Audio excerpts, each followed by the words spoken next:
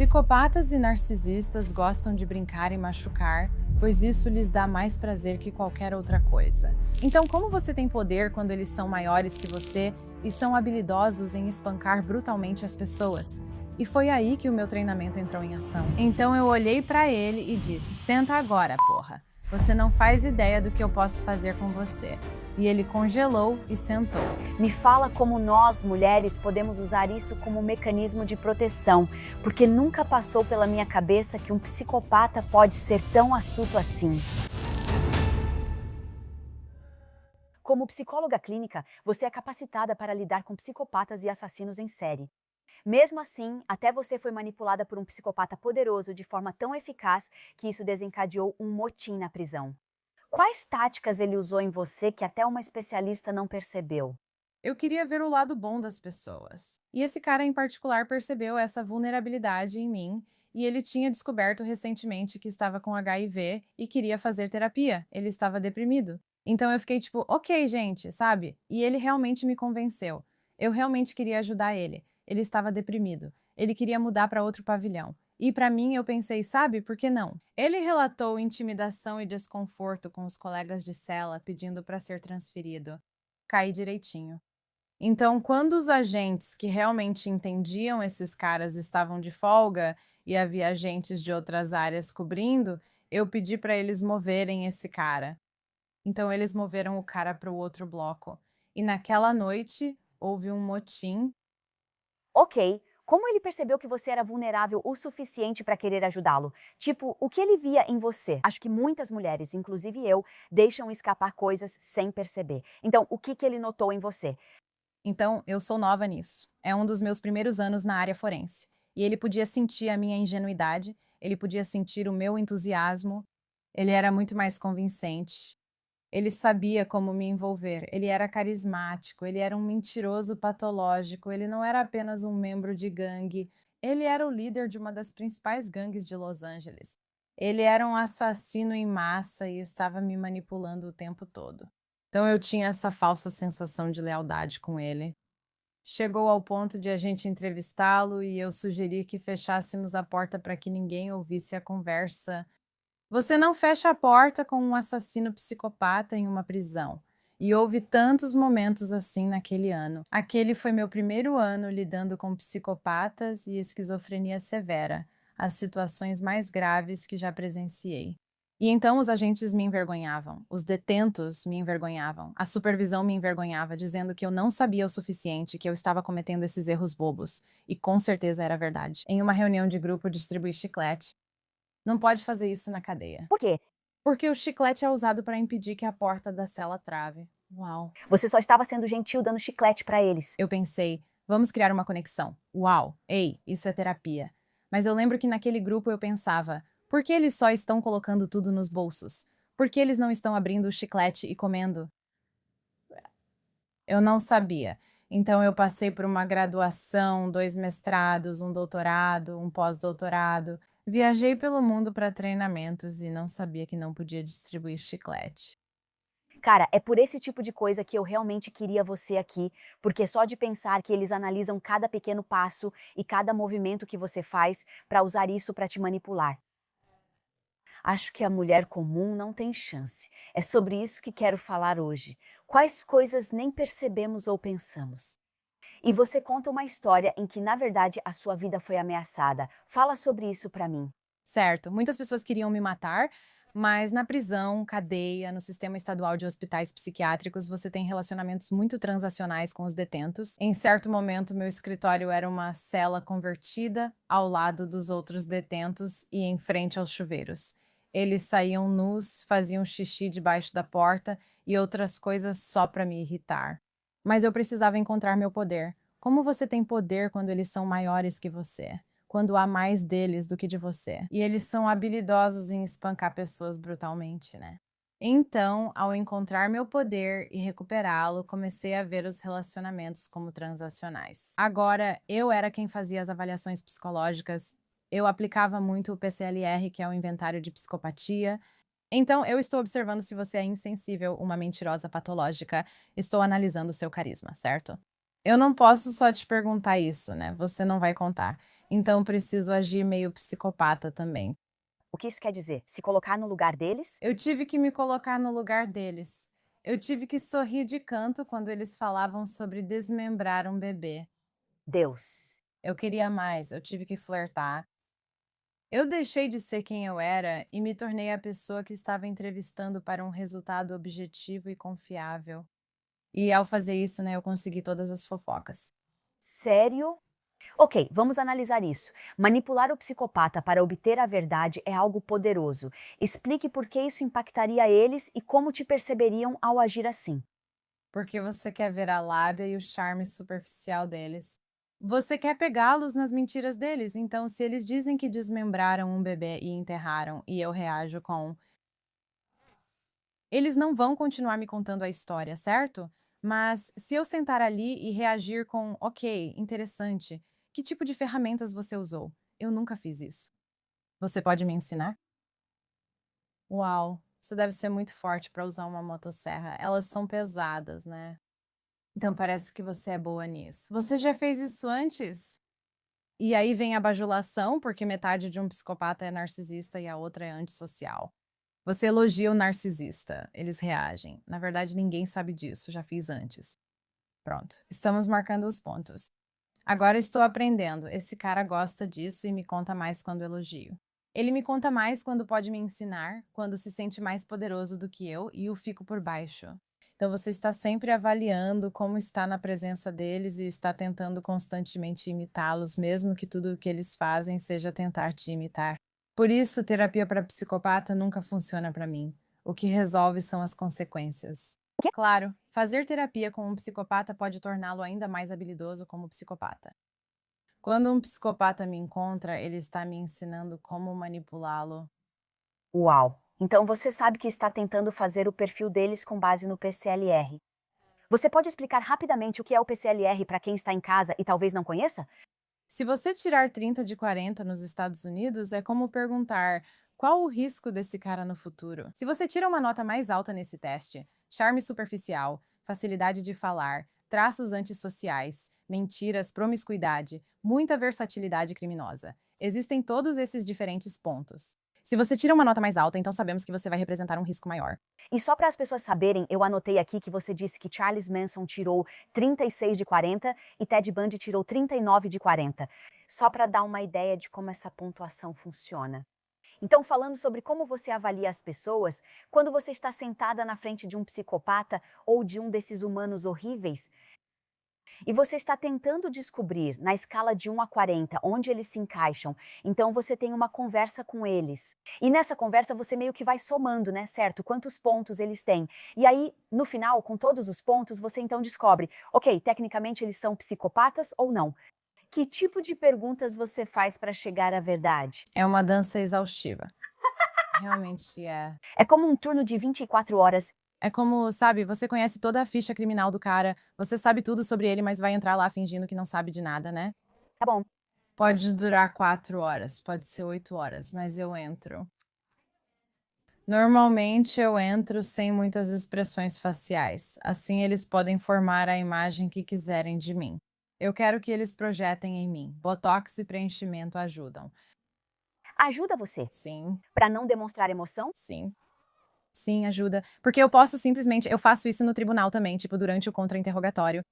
Na verdade, você está horrorizada, mas seu rosto parece normal. Bem, é mais como eu estou prestes a arruinar a sua vida agora. Mas não dá para perceber. Você parece tão doce, de verdade. Você tem um rosto tão meigo. Prepare-se. Mas eu quero que eles pensem imediatamente: ok, ela é vulnerável, ela é suscetível, eu posso ser a poderosa, eu posso abusar dela, eu posso ser a autoridade.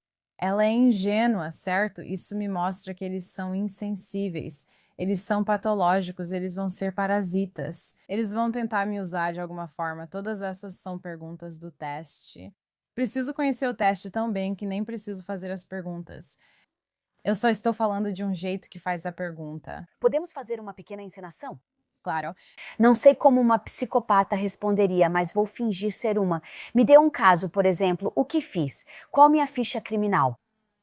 Você matou e estuprou 20 mulheres, ninguém encontrou os corpos e nós não podemos te prender? Ok. E ainda não há nenhuma prova. Pode começar? Eu preciso pegar mais alguns desses. É um rosto gordo, nariz escorrendo bem sério. Ok, estamos atuando, ok. Certo, pessoal. Já voltamos com a doutora Leslie. Se algum episódio do Mulheres de Impacto te trouxe valor, peço um favor simples. Por favor, vá lá e aperte esse botão de inscrever-se ou use esse código QR bem aqui, porque um clique para se inscrever é literalmente um sinal para todas as mulheres de que este é o lugar para construir sua confiança. Mostre seu apoio se inscrevendo. Agora de volta ao episódio. Qual é o seu nome? Vamos ver, Billy Bob. Billy Bob. Tudo bem? Eu sou a doutora Dobson. Estou aqui para fazer um dos nossos testes. Já fizemos muitos testes juntas. Você já me conhece muito bem agora, não é? É. Eu lembro de você. Por que está perdendo meu tempo? O que estamos fazendo? Então, eu preciso te conhecer um pouco mais, porque as pessoas meio que querem te deixar sair e precisamos saber se você representa algum risco. E eu quero realmente poder dizer: você vai fazer alguma coisa ruim se sair? Não vou fazer nada de errado. Estou reabilitada. Isso é ótimo. Pode me dizer o que funcionou para você? Consistência, poder ter meu próprio espaço, ser compreendida por você. Certo, isso é só charme superficial. Sério? Ok. Também digo que você não levou o tratamento a sério, pois falta detalhes e especificidade. Certo? Certo, os gestos com as mãos também. Uhum, o que isso significa? Você domina o ambiente, é carismática e grandiosa. Há narcisismo nisso. Ok, legal. Entendi. Você está mantendo tudo isso em mente, né? Certo. Que bom que seu tratamento está indo muito bem. Eu vi algumas coisas nos seus registros e realmente quero saber, sabe? Você realmente matou mulheres? Não, são só boatos. É tudo besteira. Eles só estão tentando me manter aqui porque sabem que eu vou falar se eu sair. Então, não, são só boatos. Tá bom. Sinto muito por você estar preso aqui há tanto tempo e isso ter atrapalhado tanto a sua vida. Quer dizer, Mas eu adoraria ouvir uma história sobre um assassinato. Quero dizer, se você fosse fazer isso, talvez como você faria? Certo, então o que você acabou de fazer aí? Muito bom, muito bom. Eu estou me aproximando, certo? Estou me envolvendo, estou massageando o ego e o narcisismo, estou desviando o foco, então o foco não está mais nele, o foco saiu dele. Isso foi tão bom. Certo. Acho que você fez isso de propósito, mas não sei. Você se inclinou e brincou com o cabelo colocando atrás da orelha, o que te deixou mais suave. Então, você me transmite segurança. Se você não fez isso, você transmite segurança. Claro que eu sou uma pessoa confiável. Posso te contar uma coisa sobre mim? Sim, por favor. Gosto muito de fazer programas de TV, né? Ah, talvez você possa me ajudar com algumas ideias de roteiro para um programa. Eu adoraria ajudar. Isso seria incrível. Então, se eu tivesse que fazer um programa de TV, tipo, a gente teria que escolher uma vítima, teríamos que escolher alguém. Esses crimes que você não cometeu, mas é acusada. Quem você escolheria? Quero dizer, obviamente você vai escolher alguém menor que você, uma presa fácil. Você obviamente vai escolher alguém que esteja sozinho. Estou muito feliz que você pediu minha ajuda. Posso ajudar. Certo. O que você acha, o que faria, o que venderia na TV, o que realmente venderia? Ok, então explique o que você fez ali. Foi como se você estivesse tirando a parte pessoal. Então não era mais sobre mim. Eles não fizeram isso com Ted Bundy, na verdade? Sim. É, Então agora é sobre mim. você está certa. Mas agora você está, eu estou, você é grandiosa, vai me ajudar, é narcisista, vai ganhar vida. Seu afeto vai mudar, seu humor vai mudar. Eventualmente, voltaremos ao assunto e diremos: algo que me chama a atenção é que estamos fazendo esse programa de TV, e você pode receber crédito ou até ganhar dinheiro com isso. Mas isso está um pouco perto demais do crime de 2008, quando você decapitou uma mulher e a estuprou. E como vamos conseguir descobrir isso? E então você pode dizer: isso foi em 2009. E eu fico tipo: agora temos uma discrepância. Agora temos o momento da mentira patológica. Agora vai agir com astúcia? Como vai lidar com isso? Depois de 4 horas, repetirei a mesma coisa para ver sua reação. E ver se é diferente ou não. Sim, E se for diferente, qual o significado? você está mentindo. Isso é verdade. certo? Mas você tem que estar tão treinada no teste que realmente precisa conseguir se aprofundar com eles. Se eles admitirem alguns crimes e negarem outros, eu vou entrar a fundo nesses crimes. É muito desconfortável, especialmente com criminosos sexuais. Há muito julgamento sobre isso. Interessante. E então, por fim, eu vou pegar minha pasta. O que tem na pasta? Fotos. Do crime deles ou do crime de outra pessoa? Ambos. Certo? Quero dizer, olhe para o depoimento do Clinton quando ele viu uma foto dele mesmo no spa com Maxwell. Ele ficou muito diferente até ver aquela foto. E o advogado falou: me dá essa droga de foto. Porque ele não conseguia controlar sua reação natural. Resposta: havia uma admiração naquele momento. Agora vou trazer isso para você e vou observar todos os seus traços e como eles aparecem. Porque eu consigo extrair as emoções com bastante facilidade. Tipo, naquela reunião eu vou acabar me tornando sua vítima. Sou sua presa. Vai virar a psicopata que pensamos que é. Então, naquela entrevista, você vai se transformar na assassina. E esse é todo no objetivo. Eu quero ver o seu verdadeiro eu aparecer. A mentira, a manipulação, a minimização da dor, a falta de empatia. Sabe, talvez eu te conte algo para o qual uma pessoa normal sentiria empatia, como uma vítima, e elas não sentem empatia. Ou talvez sintam, mas é superficial e rasa. Vou tentar novamente, agora com outro tipo de vitimização. Então você está apenas procurando como um narcisista e alguém com transtorno antissocial normalmente seriam na vida real. Eles vão ficar muito na defensiva e você tem que ser muito, muito boa nisso. Você tem que estar bem treinada e tem que deixar toda a sua vida para trás e estar presente com aquela pessoa. Então, é com esse psicopata que você cria um vínculo. Mas e o psicopata com quem você entra em conflito? Ouvi uma história sua sobre seus sapatos. Fale sobre isso e como, quando alguém se torna mais ameaçador, você consegue também se proteger. No sistema de hospitais psiquiátricos do estado, você pode estar por vários motivos, como já ter cumprido pena, mas ainda ser considerado perigoso para ser solto. Inimputável por insanidade mental, certo? Mas vamos deixar ele andar livremente em um hospital de 3 quilômetros de comprimento, sem nenhuma segurança. Talvez tenha 2 na entrada principal. Talvez 2 estejam a 3 quilômetros. Usamos alarmes presos na cintura. Se algo acontecer e houver violência, acione o alarme e torça para que alguém chegue rápido o bastante para você não morrer. Seguro, né? Então, sobre os sapatos, eu na verdade comprei umas botas desgastadas que pareciam meio velhas. E eu entrei nessa sala e provavelmente havia uns 30 ou 40 detentos pacientes. A gente nem sabe direito quem é quem. Ele se levantou e disse: Doutora Dobson está de sapatos novos, deve querer nos impressionar. Tipo, o que conta pra gente sobre os sapatos. E ele começou realmente a comandar o grupo e começou a agitar todo mundo. E você tem pessoas em surto psicótico, você tem pessoas psicopatas, tem um monte de mentirosos também, então ele está agitando todo mundo e começando a incitar violência contra mim. E eu meio que estou ficando encurralada. E foi aí que meu treinamento entrou em ação quando eu pensei: onde está minha postura de autoridade nesse momento? Como eu assumo o controle de 40 homens que poderiam facilmente me matar e me estuprar? Então eu me levantei e encontrei o que eu sempre chamo de minha voz de mãe. Eu olhei para ele e disse: sente-se agora, porra. Você não faz ideia de quem eu sou e não faz ideia do que eu posso fazer com você. E ele congelou e se sentou. Todo mundo também se sentou. E eu disse: este é o plano para hoje. Se vocês não seguirem, vou denunciar todos vocês. Concordam? E todos os homens disseram: ok. A sala inteira ficou em silêncio. Caramba, ok. Naquele momento, o que fez você realmente se impor e ser dominante? E você tinha medo de que ele fosse ficar ainda mais agressivo? O que fez ele congelar em vez de ficar ainda mais agressivo? Eu quase perdi o controle da plateia. E é porque eu perdi o controle.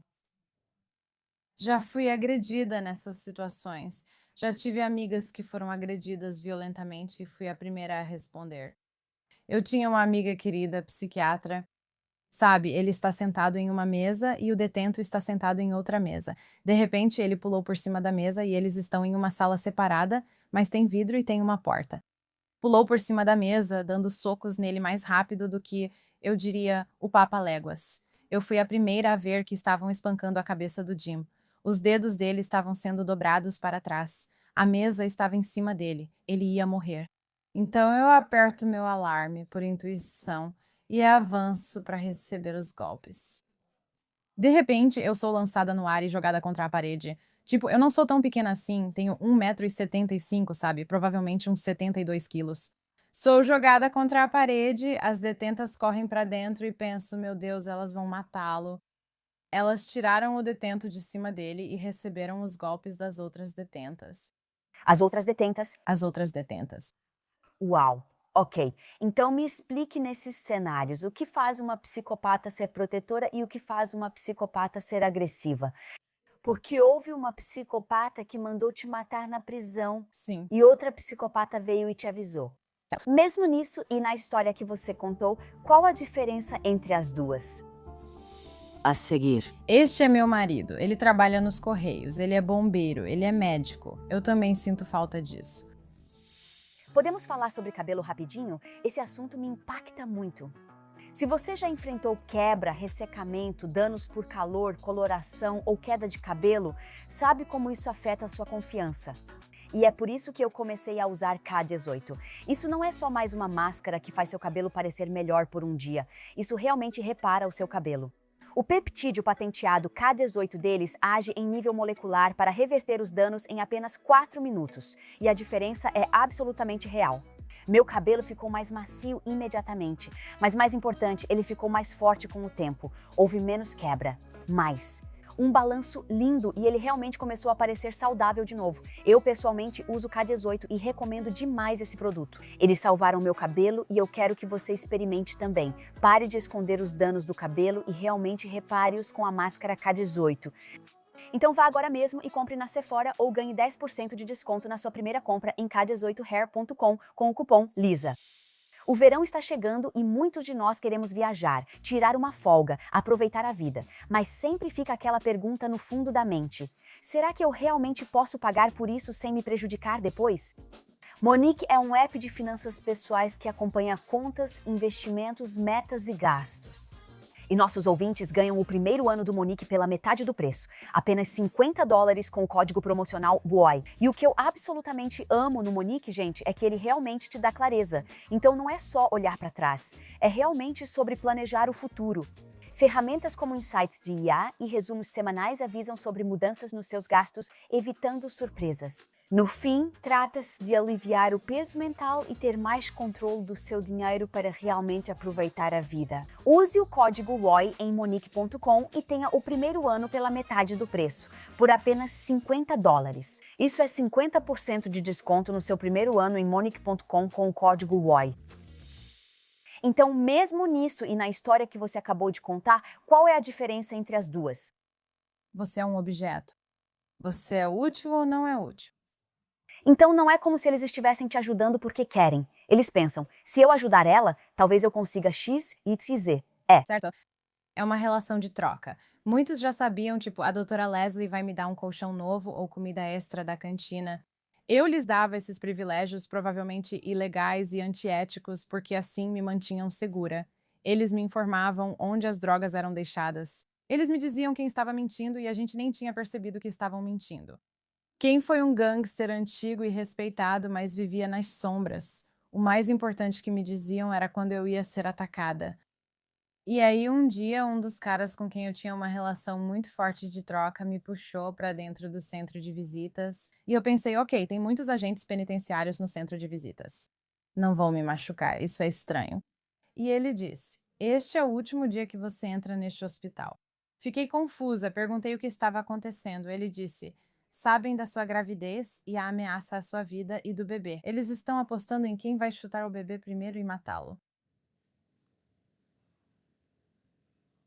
E nunca mais voltei lá. Então, o cara que te contou sabia que se ele te contasse, poderia ganhar favores. E especialmente quando é algo tão grave assim, eles realmente vão me dar crédito por ter falado. E o outro psicopata só estava de marcação com você e pensava, não quero ela por perto. Entendi. Como eles souberam que você estava grávida? É uma boa pergunta. Você ainda não aparentava estar grávida nessa altura, né? Eu ainda não aparentava estar grávida. Eu já perguntei isso para muitos agentes do FBI, policiais, pessoas da CIA, só amigos mesmo. E eles me disseram que realmente acreditam que foram os próprios agentes penitenciários que estavam me seguindo e informando os detentos. Deus. Então, existe esse nível de corrupção intensa que, a menos que você esteja lá dentro, a menos que você realmente experimente, você nunca vai entender. E não existe nenhum filme que explique isso. Falamos muito sobre pessoas nas prisões, mas quero garantir que abordemos que elas já estiveram no mundo real. Então, as pessoas que estão nas prisões são apenas aquelas que foram pegas. Então, me ajude agora a trazer isso para a mulher que sofre em casa e pode estar perto de alguém perigoso ou psicopata. Já ouvi você dizer que eles analisam cada detalhe, tanto que nem percebemos o quanto realmente nos observam. Há uma história de uma mulher em que contavam quantos goles de café ela tomava. Sim. Fale comigo sobre isso e depois como nós, mulheres, podemos usar isso como um mecanismo de proteção quando estamos no mundo real, porque nunca passou pela minha cabeça que um psicopata pode ser tão astuto assim. Sim. Isso realmente aconteceu. Então, havia uma mulher que vinha trabalhar na cadeia e ela chegava toda manhã com um café do Starbucks. Você sabe, estamos em Los Angeles. Tem Starbucks em cada esquina, né? Como a gente sabe em qual Starbucks ela foi? Bem, vamos avaliar isso pelo fato de ela estar usando aquele protetor de copo, sabe? Com que frequência ela toma goles? Tem vapor saindo? Esses detentos registravam em um diário o relacionamento dela com a bebida quente. Para descobrir a que distância ficava o Starbucks que ela foi, porque eles iam mandar matar ela no mundo real. Eles iam sequestrar ela. Tá bom, agora. Eles planejavam sequestrá-la para tentar libertar um amigo da cadeia. Então, eu não sei como a denúncia chegou, mas o diário foi encontrado debaixo da cama de um dos detentos. E então eles estavam a postos no Starbucks. Eles estavam prontos para pegar ela e a polícia interveio. Uau! Ok, então agora, no mundo real, quais são as coisas que a gente nem percebe? Então, alguém que quer te vitimizar vai estar observando. Tipo, quais são as coisas que a gente nem percebe que está mostrando?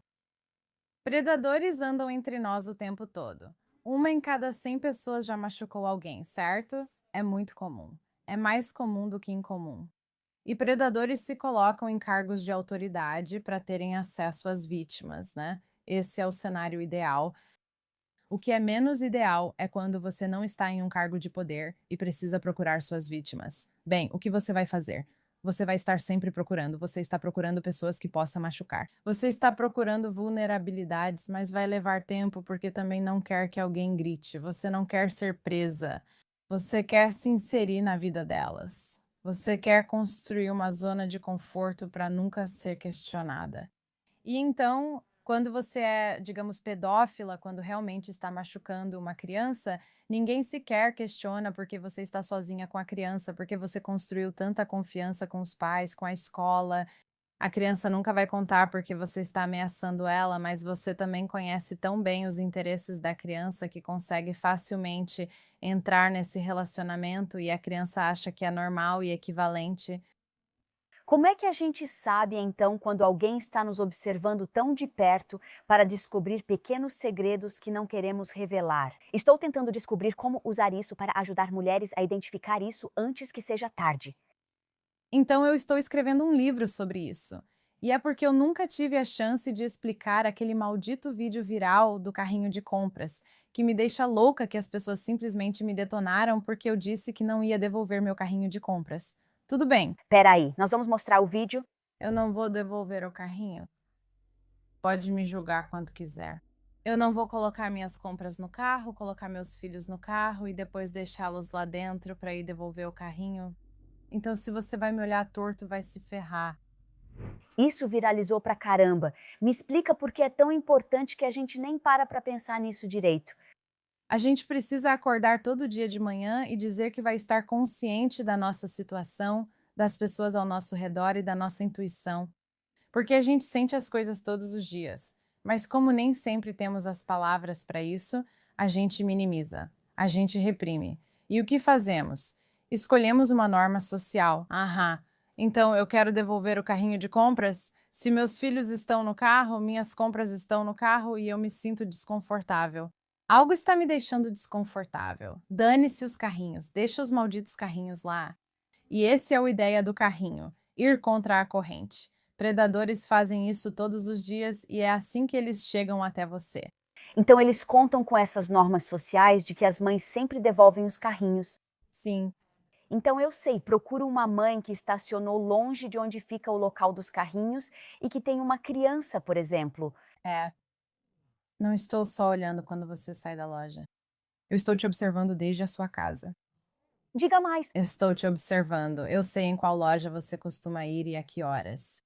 Eu sei se você destranca o carro.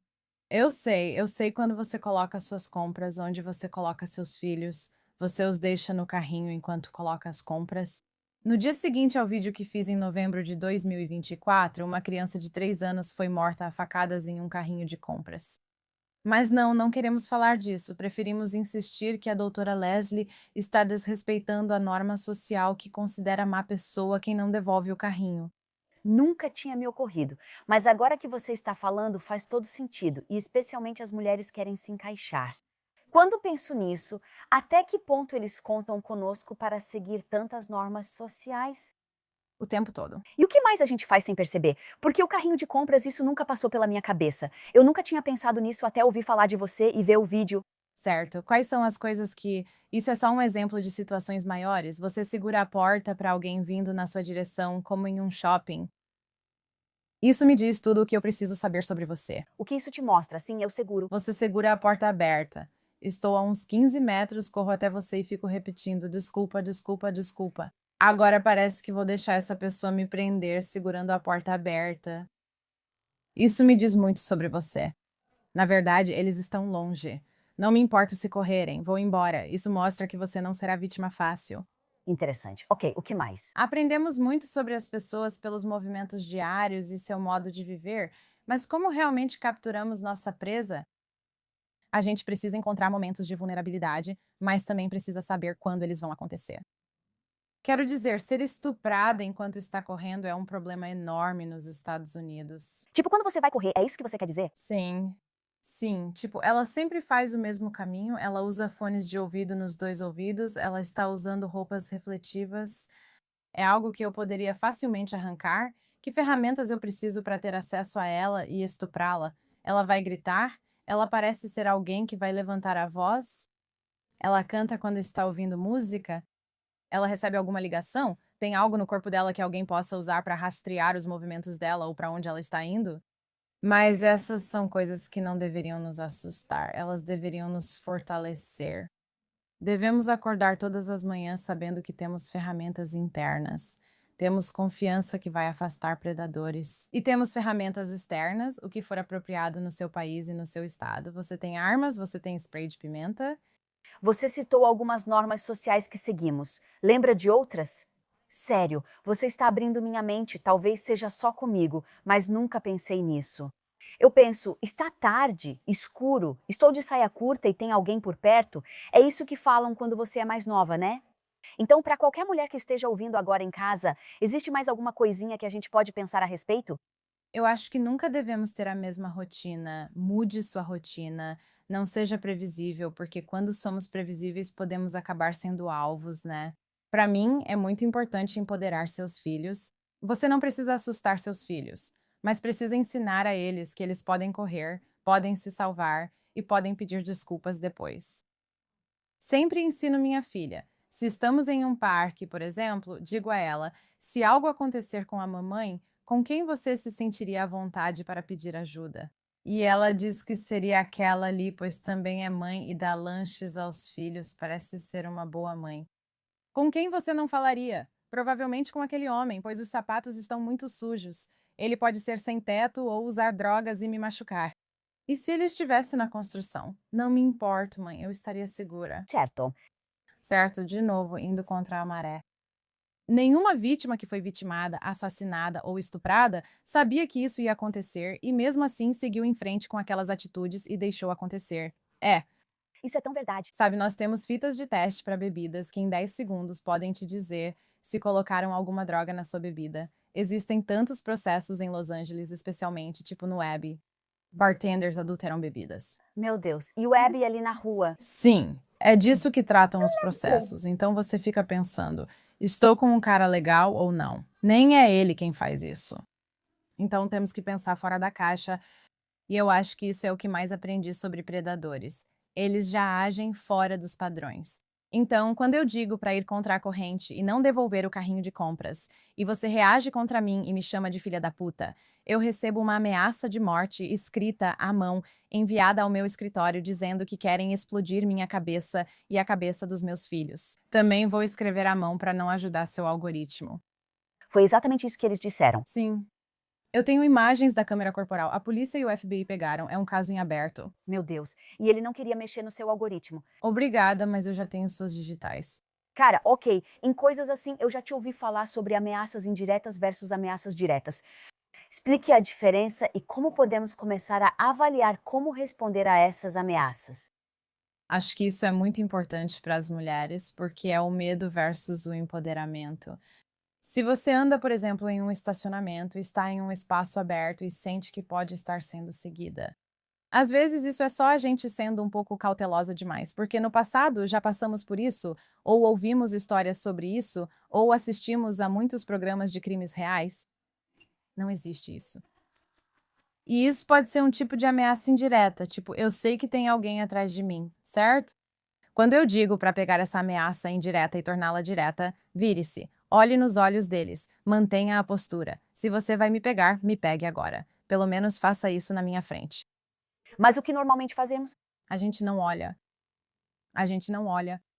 Exibicionismo é um dos principais crimes sexuais nos Estados Unidos. Por exemplo, ao dirigir em Los Angeles, alguém pode se masturbar e exibir o pênis na estrada. Você não olha. E se você estiver na calçada, vai olhar, eu vou. Eu vou olhar, não vou fazer nenhuma expressão facial. Vou olhar nos olhos deles e vou embora, porque 25% dessas pessoas acabam namorando quem olha para o pênis deles. É reforço intermitente. Isso faz com que eles continuem cometendo o crime e não há consequências.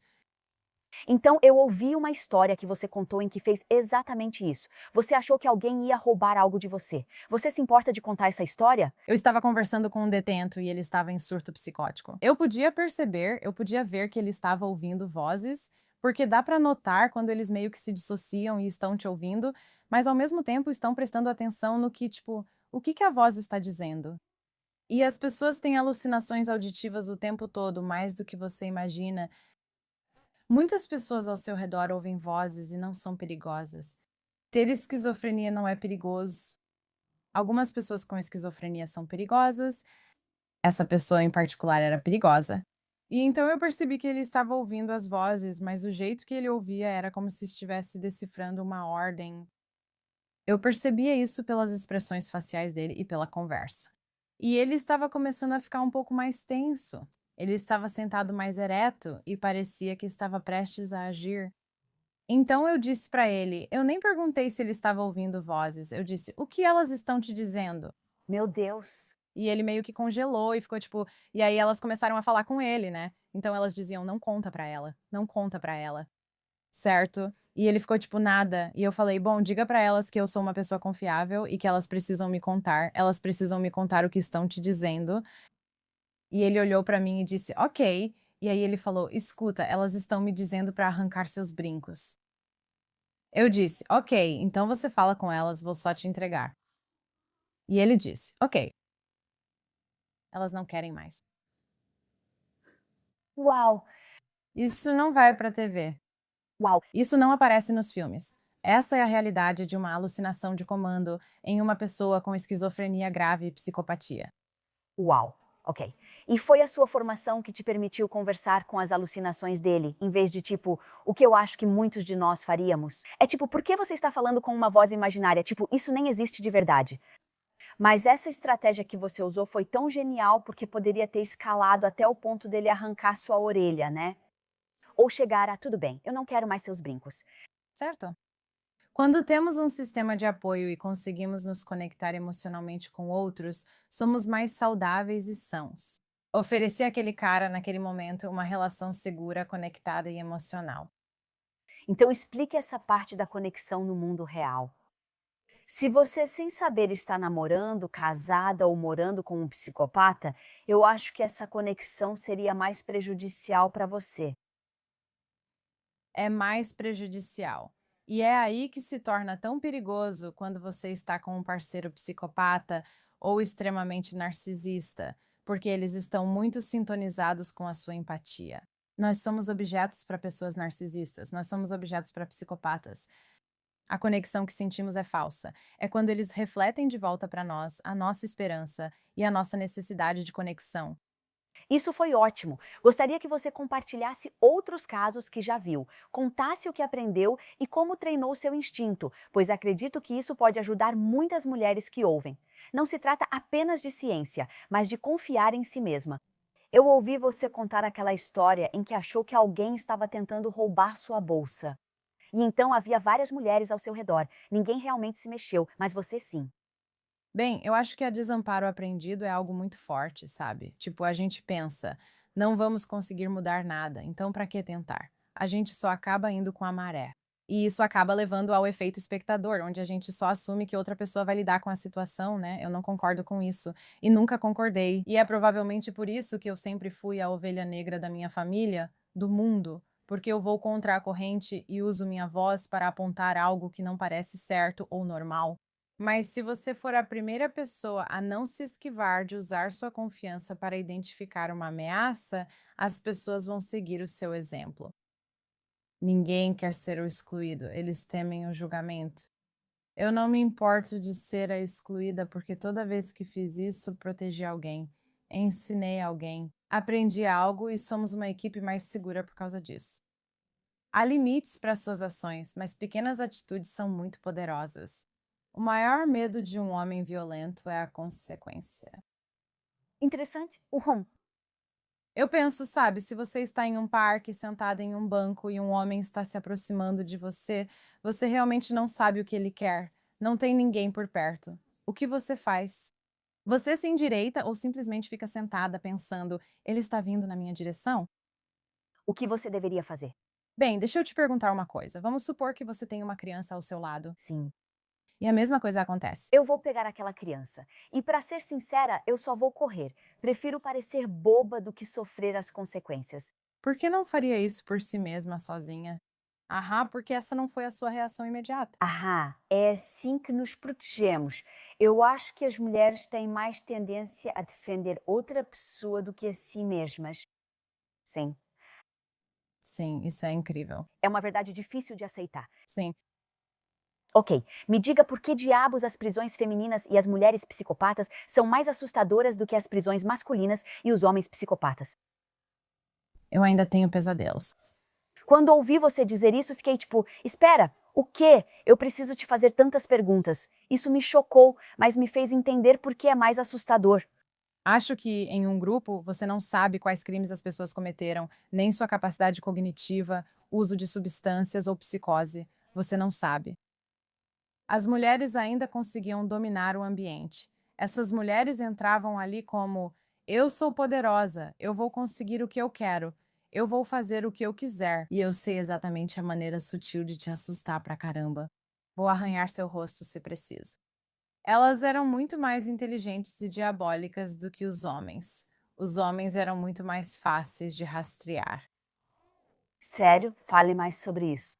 Eu aprendi com o tempo, tipo, eu consigo olhar para um grupo de pessoas e saber o crime que elas cometeram ou o crime que cometeriam, sabe? Se eu estiver pensando em homens, eu consigo fazer isso, mas não consigo com mulheres. Não consigo. Mulheres são complicadas. Quer dizer, Sim, nós somos.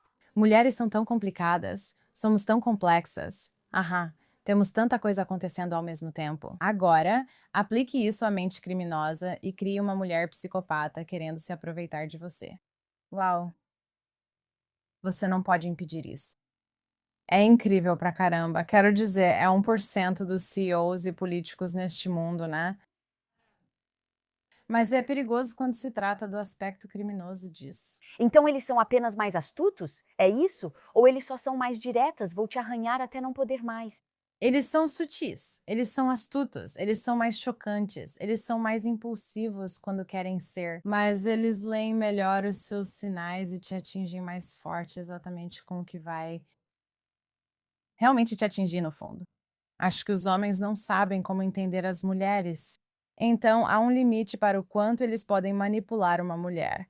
Eles estão nos imitando para aprender conosco, enquanto as mulheres já são como nós. Então, agora o que eles estão fazendo é aprender como te superar. É uma ameaça completamente diferente. Você tem um exemplo? Quando trabalhei em corrente contínua, estive em uma prisão e fazia avaliações para ver se a pessoa tinha condições de ser julgada. As pessoas eram presas e advogados diziam que não conseguiam falar com os clientes, pois não sabiam o que ocorria. Seriam drogas? O que seria? E então eu descia até a cela onde todas essas pessoas estavam sendo mantidas. E tinha homens se masturbando e homens gritando comigo. E, sabe, sempre tem uma conotação sexual, sabe? É questão de poder. E as mulheres ficavam quietas e só me olhavam. E então eles apenas agarravam. Elas simplesmente puxavam seu cabelo, ou gritavam com você, ou algo assim. Ou então te atraíam com gentilezas e depois te assustavam. Os homens eram bem óbvios. Todos tinham padrões parecidos, as mulheres eram muito imprevisíveis. Uau, ok. Agora, na verdade, me ajude a pensar sobre o caso da Ghislaine Maxwell e do Epstein, porque eu já falei muito sobre isso. Certamente eu teria caído na armadilha da Ghislaine.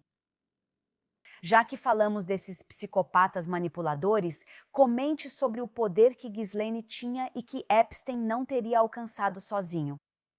Acredito que esse é um poder importante, por isso ela não é mais registrada como criminosa sexual federal e foi transferida para uma prisão que mais parece um clube, Cara, isso me irrita tanto. certo?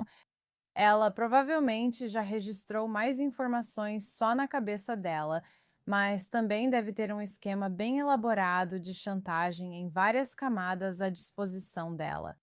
E tem um motivo pelo qual as pessoas sempre trataram ela com tanto cuidado, né? Ela provavelmente superou o Epstein 100 vezes, considerando a infância dela, as conexões e o treinamento que teve. Ela aprendeu a ser uma pessoa diabólica, provavelmente psicopata e perigosa. É por isso que eu ia te perguntar, você acha que ela é oficialmente uma psicopata? Ela tem todas as características de uma psicopata. E eu não me importo com sua posição política. Isso é bipartidário. Isso é internacional, certo? E ela manteve uma manobra de poder durante todo aquele tempo. Esquema. E ela ainda está. Ela tinha a habilidade de manipular pessoas para ajudá-la a encontrar pessoas, inclusive crianças e adolescentes, para levar. Mas ela também fazia com que confiassem nela, como lemos nos diários e nos arquivos. Eles confiavam nela. Eles diziam que sempre era pior quando Ghislaine não estava lá. Ghislaine é quem está fazendo isso. É ela quem está organizando tudo. Então agora temos o quê? Síndrome de Estocolmo. Esse é o próximo nível diabólico. Acho que esse é o próximo nível, mas muitas mulheres também falam isso de seus parceiros. É que ele me faz sentir segura, certo? Às vezes e em outras vezes ele é exatamente quem eu mais temo. Certo. E eu acho que esse é o ciclo da violência doméstica se mostrando de forma tão clara. Uma pessoa pode te machucar e te ferir. Mas se depois disso vem a fase do bombardeio de amor, de dar presentes, de fazer elogios, e com Ghislaine era a validação, o tempo extra a sós com ela. Poder ir fazer uma massagem, fazer coisas especiais, talvez ir às compras, fazer uma viagem para recrutar outras pessoas. Ela vivia momentos especiais com as meninas, que sempre os aguardavam ansiosas. Esse era o prêmio delas, certo? Isso começa de forma sutil, talvez seja só invalidação. Pode começar com um comentário desagradável, mas evolui para violência física e para ele fazer sexo com você enquanto dorme, sem se importar se você quer. Evolui para estrangulamento, que é o número. O principal fator da violência doméstica, Me diz. ele vai te matar. Então ele te mata. Você acha que muitos dos problemas que temos quando podemos estar com alguém perigoso acontecem porque continuamos minimizando os atos deles para manter a normalidade? Isso faz parte da armadilha do psicopata. Eu diria que é a galinha antes do ovo. Então, eu diria que ele sabe que você vai minimizar e ele vai se aproveitar disso. E no momento em que você encontrar a intuição, no momento em que você encontrar sua própria validação, ele vai te manipular e vai te fazer duvidar de si mesma. Pessoas psicopatas, pessoas narcisistas têm estruturas cerebrais diferentes. Eles gostam de brincar, eles gostam de machucar. Isso dá mais prazer a eles do que qualquer outra coisa. Existe um motivo pelo qual assassinos em série guardam troféus. Porque se você pode sentar ali e cheirar a calcinha da mulher que você matou, e eu digo calcinha porque é a palavra que eles usam, você realmente volta para aquele momento. Parece que você está repetindo isso. Isso é um troféu. E nós temos nos relacionamentos do dia a dia parceiros guardando troféus. Em que sentido? Pode ser uma lembrança, um padrão ou até uma refeição que você faz após um ciclo de violência. Mas tem algo de que ele gosta que os faz voltar ao momento de estímulo e mantém o ciclo acontecendo. Então, voltando aos Epsteins e Maxwell, você fala sobre aliciamento institucional. Tem uma citação sua: predadores não encontram vítimas primeiro, mas sim sistemas, funções e poder, que depois usam para buscar vítimas. Então, quando se trata dessas pessoas poderosas nesses sistemas quase de culto, onde elas conseguem manipular todos ao seu redor, tem o caso do Didi, certo? Que mesmo quando as pessoas estão vendo a Cassie sendo espancada, ninguém fala nada, ninguém diz nada. Na verdade, estão aceitando dinheiro para esconder o vídeo. Obviamente, toda aquela história do Epstein. A quantidade de pessoas que ficaram caladas é insana. Então, quando penso nesses sistemas em que você fica preso, me fale sobre isso. E como um verdadeiro psicopata manipulador pode criar esses ciclos. Porque a gente pode acreditar que isso nunca vai acontecer comigo. Mas diga isso para Cassie, diga isso para todas as outras vítimas, Virginia Giuffre, e todas aquelas pessoas que literalmente achavam que isso nunca aconteceria com elas. Basta uma pessoa se manifestar para que outras sigam o exemplo. E eu acho que os sistemas fazem parecer que isso não é verdade, de forma bem simples. Mas eu já tive casos com vítimas da Igreja Católica, das Testemunhas de Jeová, de várias escolas pelo país. Eu ajudei a fechar a prisão FCI Dublin no norte da Califórnia, também conhecida como a prisão do estupro. Eu não sabia disso. Ninguém sabe sobre isso, e eu não entendo completamente o porquê. Quer dizer, eu moro na Califórnia. Conte sobre isso. O norte da Califórnia era conhecida como a prisão dos estupros. Os guardas, o diretor, o pastor, todos eles estavam estuprando as mulheres, abusando sexualmente das mulheres. Então era uma prisão feminina? Prisão feminina. Merda. Elas obrigavam as mulheres a ir para a contagem quando está na prisão. Se você não aparecer para a contagem, pode receber uma violação 115, você pode se meter em muitos problemas. Você vai para a segregação administrativa. E a contagem é quando você simplesmente fica do lado de fora da sua cela e fazem a contagem. Sim, ou você vai para uma área comum e fazem a contagem, às vezes te revistam para ver se há contrabando ou se algo sumiu. Provavelmente é a principal coisa que você deve fazer. Esses agentes de custódia trancavam as mulheres nas celas e mandavam elas se tocarem, se masturbarem, fazerem sexo oral nas companheiras de cela, ou então diziam: "Eu não vou destrancar e deixar você sair para a contagem."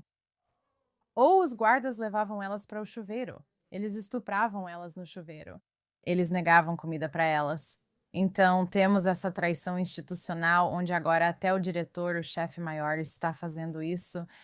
E então existe um agente especial em cada prisão para quem você deveria poder denunciar isso, e essa pessoa leva a denúncia para uma entidade externa. Como o RH. Ele também estava fazendo isso. Merda. Então, como é que a gente finalmente consegue romper essa barreira? É, porque ninguém vai acreditar nas mulheres. Vão dizer: ah, você é uma psicopata. Claro que você diria isso sobre a diretora. Odeio admitir, mas eu também não acreditaria nelas. Aí a gente pega essa estagiária de psicologia, jovem e ingênua, e ela fica tipo: que porra tá acontecendo aqui? E começa a contar. Bom, porque as detentas estavam contando pra ela. E é isso que... E você nem acredita nelas. Enquanto eu avaliava essas mulheres, todas foram transferidas para outras prisões ou libertadas antes. Sim. Mesmo enquanto eu as avaliava em prisões diferentes, bem na hora que iam me contar os nomes, as ligações caíam. Isso ainda está acontecendo. Agora existe um pouco mais de responsabilização. Aquela prisão foi fechada. Eles estão todos na prisão, os guardas. Eles estão. A diretora, porra, sim, eu adoro isso. Um deles realmente se matou. Tenho certeza. Pense nos presos. É como um psicopata dizendo: você é a diretora da prisão. Quero dizer, odeio dizer isso, mas eu não tenho nenhuma empatia por eles. Não, no ano passado ocorreu um dos julgamentos finais do autor do crime. Como assim? Eu nunca ouvi falar disso antes. Uau!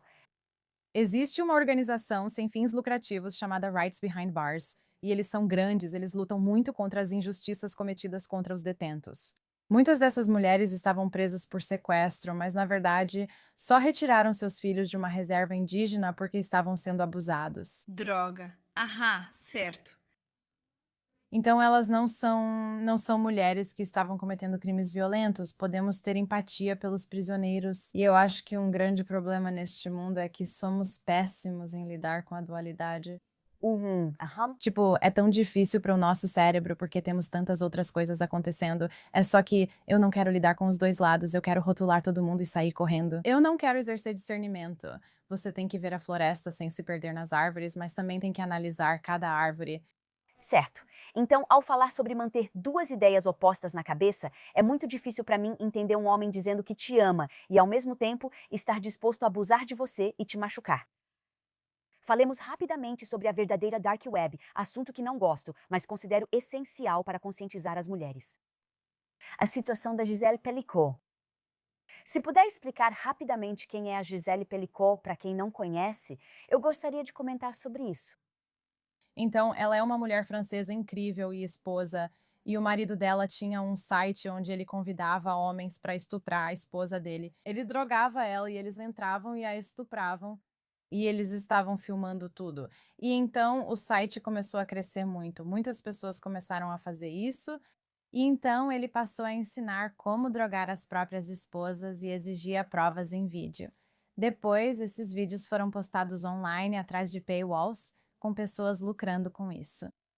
E ela não sabia. Ela quase se sentia como se tivesse demência. E ela estava meio que perdendo a cabeça por causa da força das substâncias que ele estava dando para ela toda noite. E então, eventualmente, ele acabou sendo pego porque estava tirando fotos das vaginas das pessoas ou das roupas íntimas por baixo das saias delas. E os policiais pegaram o celular dele e viram todas essas fotos de pessoas estuprando a esposa dele desacordada. E então, todos os dias, ela ia ao julgamento daqueles dezenas de homens que a estupraram e olhava nos olhos deles enquanto eles usavam seus gorros. Sim, aqueles desgraçados com seus capuzes. Que covardia, meu Deus, aqueles homens covardes. Eu não consigo acreditar. Mas ela, todo santo dia, estava lá. Ok, obrigada por explicar a história. É tão inspirador ouvir o final, no sentido de que essa mulher não se escondeu. Ela pensou: de jeito nenhum vou mostrar meu rosto, não vou me esconder. Isso não deveria recair sobre mim, isso deveria recair sobre eles. A vergonha vai mudar de lado, isso é incrível. Meu nome é Gisele Pelicot. Agora é hora de contar a minha história. A vergonha precisa mudar de lado. Mas o sofrimento de pensar que seu marido, a pessoa com quem você dorme toda santa noite, é capaz desse tipo de coisa, é tão difícil para mim entender. Existe alguma coisa que uma mulher possa identificar antes sobre o tipo de pessoa que faria uma coisa dessas? A pressão dos outros não é sua. E nesses relacionamentos com esses tipos de homens e personalidades, eles te pressionam. Eles querem tudo rápido. Você não escuta a sua intuição, você ignora seus sentimentos e segue em frente. Agora com o caso Pelico e também temos um caso ativo agora com o Motherless.com. Eu odeio falar o nome do site, mas quero dizer porque ele ainda está ferrando tudo agora. Eu não sabia disso. Motherless.com é a mesma coisa. São maridos estuprando suas esposas, gravando em vídeo e ganhando dinheiro com isso. Eles não tiraram do ar. O quê? Eles não tiraram do ar. Isso é horrível pra caramba. Você não pode comprar cigarro sem uma porra de identidade. E agora com o caso Pelico tínhamos depoimentos e declarações reais, mas agora temos muito mais esposas dizendo: eu estou naquele site do caralho. Deus, meu Deus. Esse é meu marido. Ele trabalha nos Correios, ele é bombeiro, ele é médico. Eu também não percebi. E agora estamos ouvindo todas essas mulheres falando, tipo, ok, havia um sinal que eu ignorei.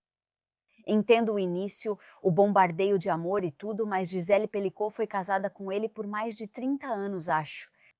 Então, quando eu penso em você, digamos que você está casada ou com alguém há 15 anos ou 10 anos,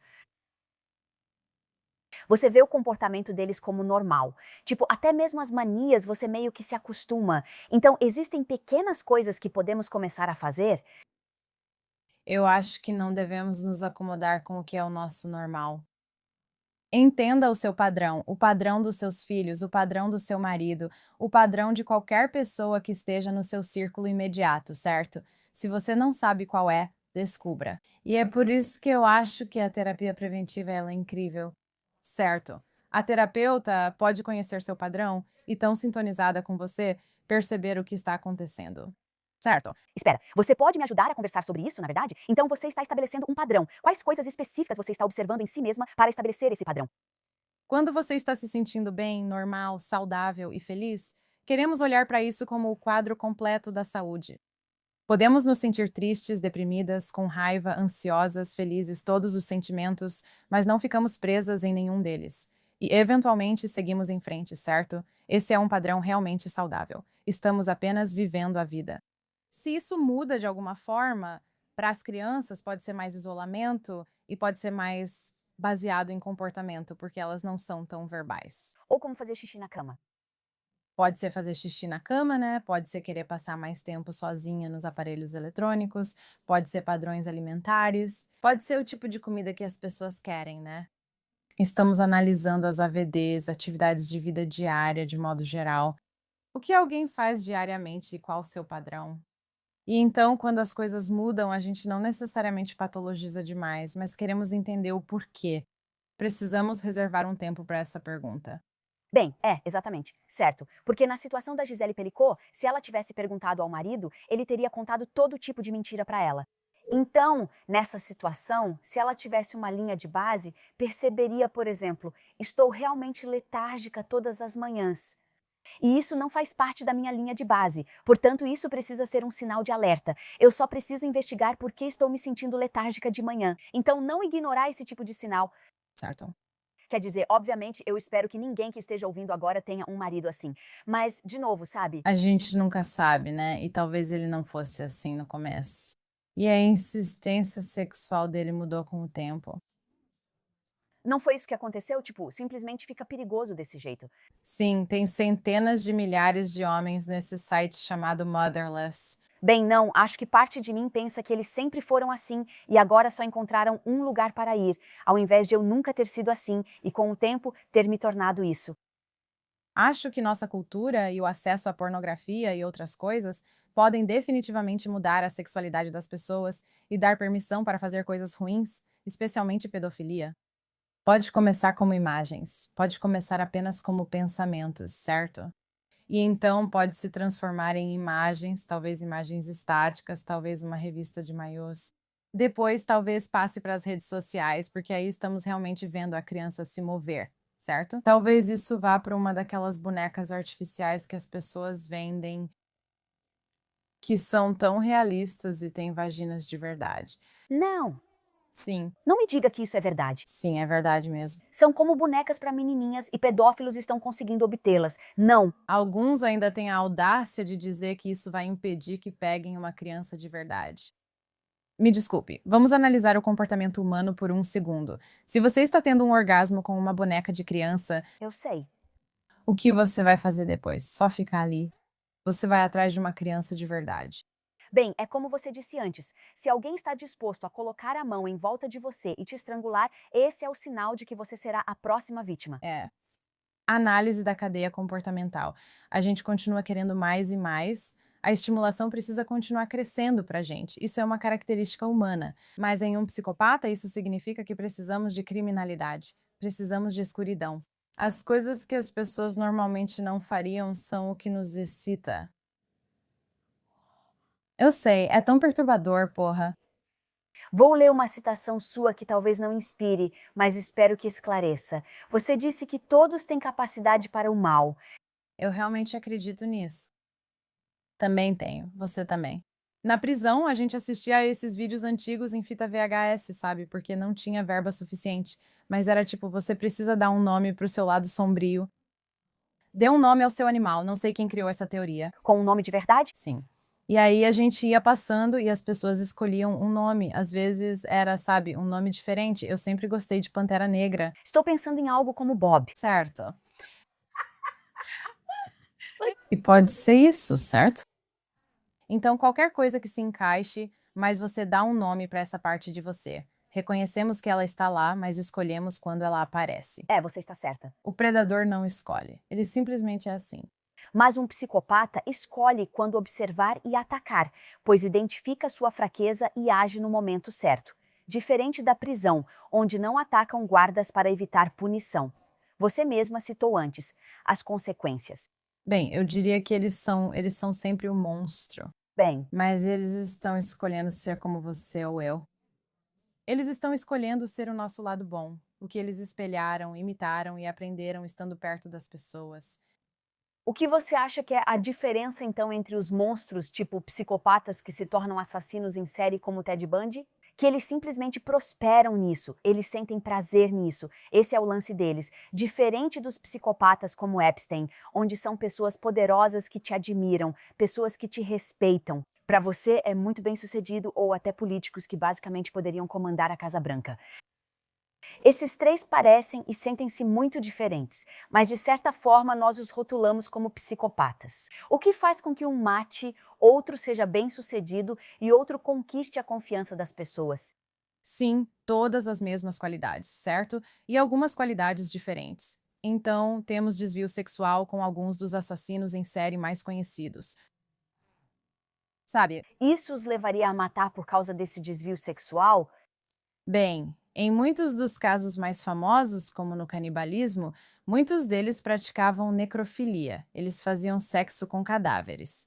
O ato de matar era excitante para eles. O sexo com os cadáveres era excitante para eles, mas comer o corpo era o que os satisfazia, porque então sentiam que literalmente tinham internalizado seu amigo ou seu amante. Estava dentro deles. Então, chega-se ao ponto de se perguntar se isso é psicose e psicopatia. Certo. Charles Manson, definitivamente psicótico e um psicopata, não é? Mas com leitura de terceira série.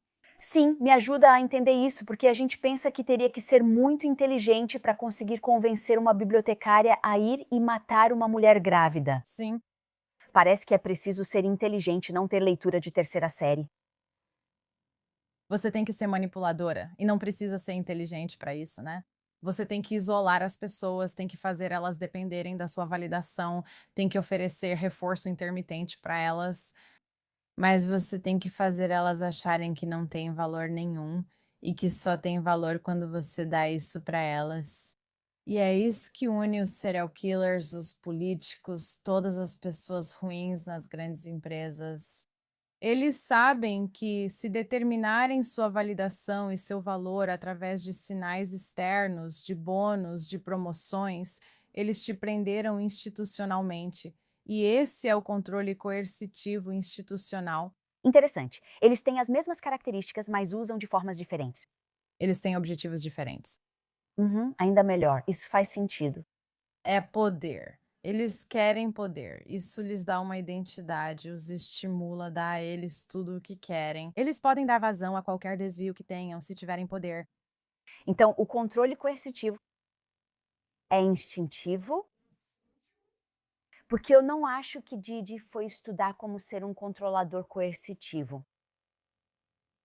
Então, com o tempo, esses psicopatas e pessoas manipuladoras aprendem o que funciona e o que não funciona? Eu acho que nesses casos de grande destaque, há uma quantidade significativa de aliciamento acontecendo.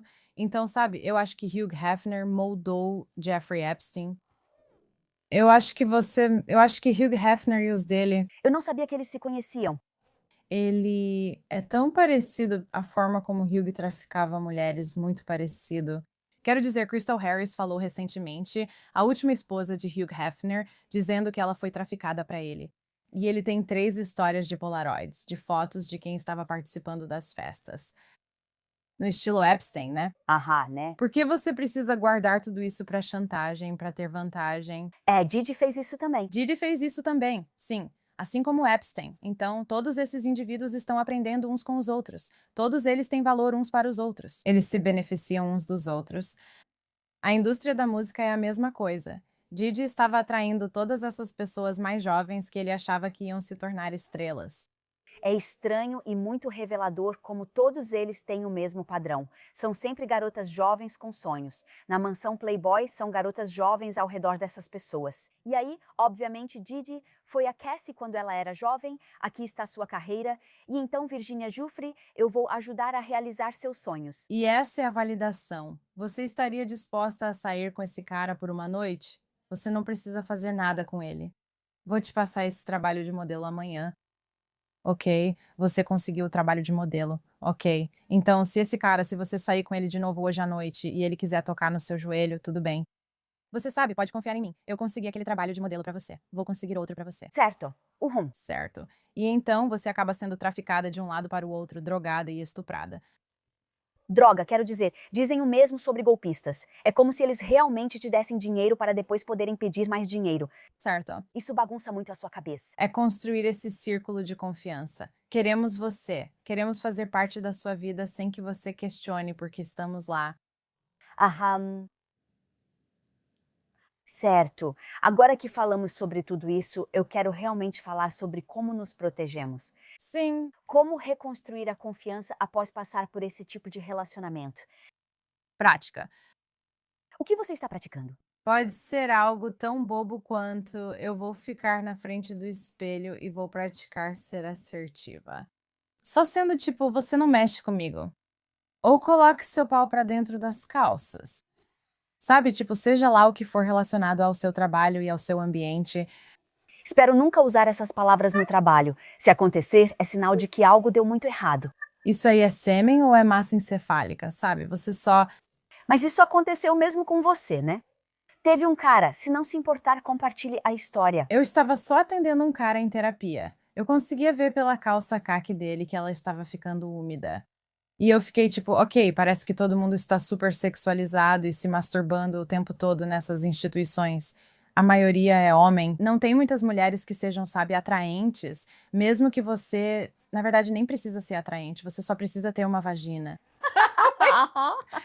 Mas eu fiquei tipo, o que está acontecendo aqui? E aí eu pensei, ok, vamos encerrar a sessão, porque eu achei que ele estava tendo um orgasmo. Sabe, e quando você é uma detenta, você encontra várias maneiras de ter um orgasmo sem se tocar, porque você não quer que ninguém te veja, você está em beliches, essas coisas todas. Então, o que eu descobri depois foi que ele tinha esmagado a cabeça do colega de cela, um pouco de massa encefálica tinha espirrado e ele colocou no bolso para esconder e não queria se atrasar para a sessão de terapia. Foi um dia tão estranho. Como você está? Quero dizer, algumas das histórias eu achei muito fascinantes. Parece um filme. Algumas das histórias que você contou parecem um filme. E o fato de serem reais é realmente revelador. De novo, Sempre tentando garantir que isso empodere as mulheres. Tipo, se alguém em casa tem esse tipo de comportamento, é assim que você lida com isso. Porque eu acho que essa é uma grande questão. Se você já esteve em um tipo de relacionamento com alguém narcisista, borderline, da tríade sombria, psicopata, pode colocar todos os nomes. Como você se recupera disso? acho que pra mim uma parte muito importante, e eu não falei muito sobre isso, mas eu fui estuprada quando tinha 16 anos. E não foi. Você quer que eu pergunte pra ele? Sim. Bem, foi tipo dentro do grupo de amigos, né? E ninguém me protegeu. Ninguém parecia realmente se importar. Não era algo, sabe, nos anos 90 que as pessoas realmente faziam muita coisa a respeito. Eu não dei permissão pra ele. Não pensei que alguém da minha idade fosse me drogar. Eu não dei permissão pra ele enfiar o pau em mim e tirar minha virgindade, né? E por isso, né, ao longo da minha carreira, eu sempre tive esse forte desejo de apontar o que é real e autêntico e de ser transparente e de trazer justiça para pessoas que não têm a capacidade de conseguir justiça por si mesmas, né? Ficamos fortes principalmente por causa das pessoas ao nosso redor. Então, como eu consegui passar por muita coisa disso, sabe, como estávamos falando sobre a prática e as habilidades, eu porto arma escondida. Eu sou muito boa com minhas armas, sou muito boa com facas, então eu tenho uso externo. Já treinei com spray de pimenta. Você pode comprar spray de pimenta que é só água. Treine usar, não fique só andando com ele por aí. Veja como realmente é, certo? Depois você passa mais para os sinais internos.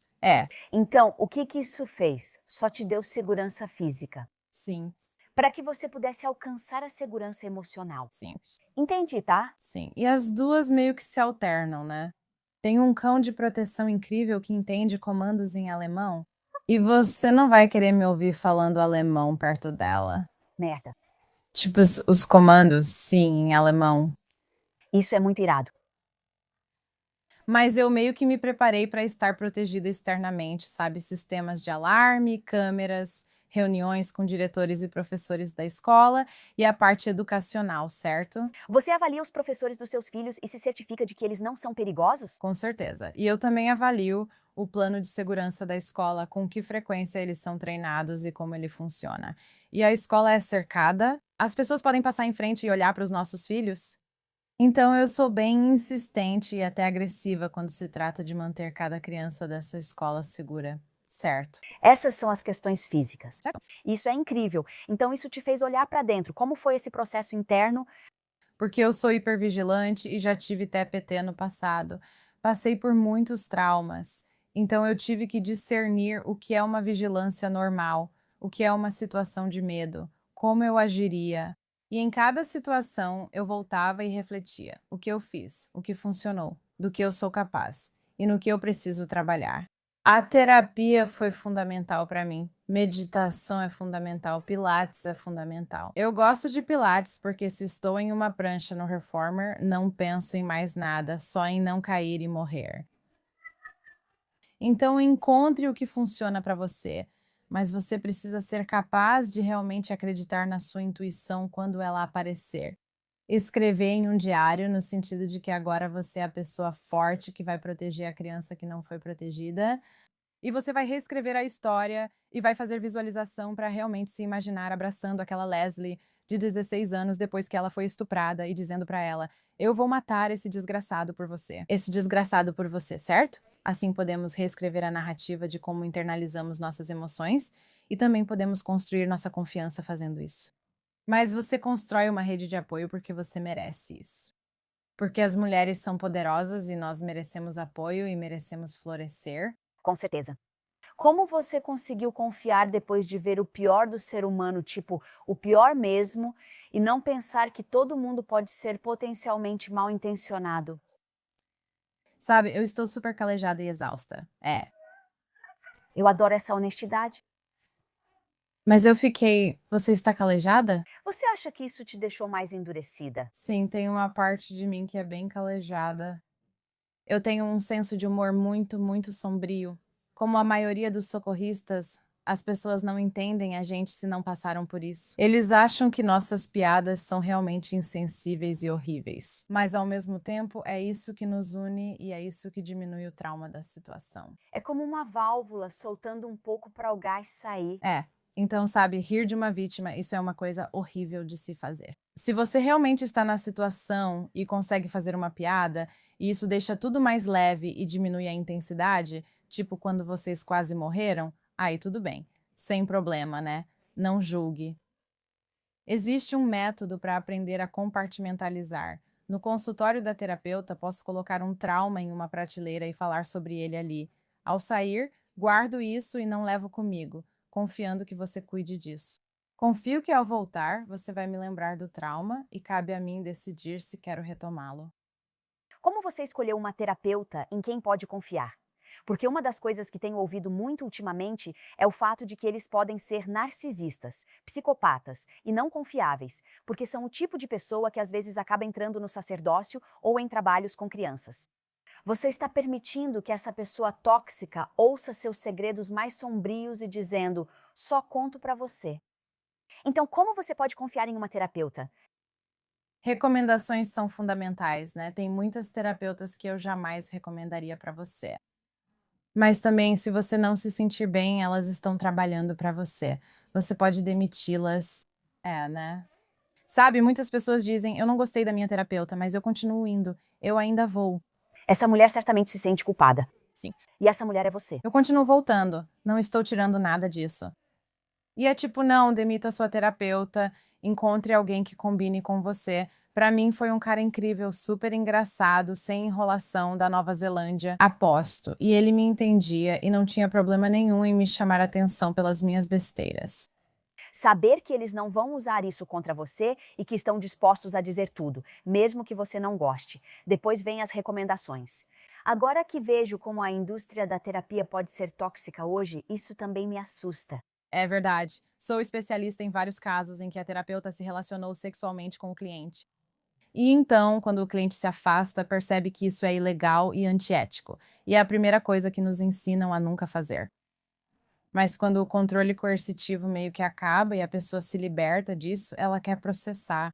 Eles querem que eu avalie o trauma deles, a realidade e faça um teste de detecção de mentiras, levando isso ao tribunal. Uau, você já fez isso contra terapeutas. Interessante, está virando algo comum. Sim.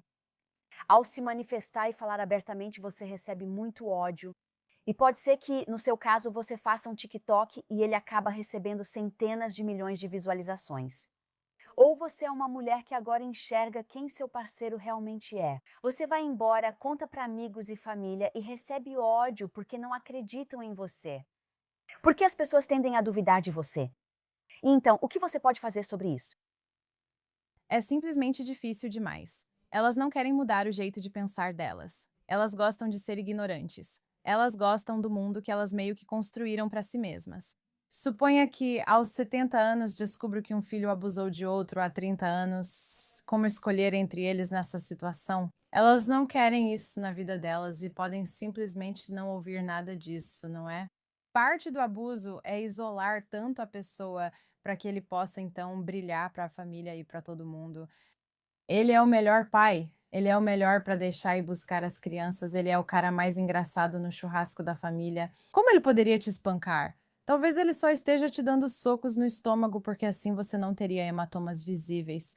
Ele vai te ameaçar dizendo que ficará com a guarda do seu filho porque usa triangulação. Então você está passando por algo que só quem já passou por isso vai entender.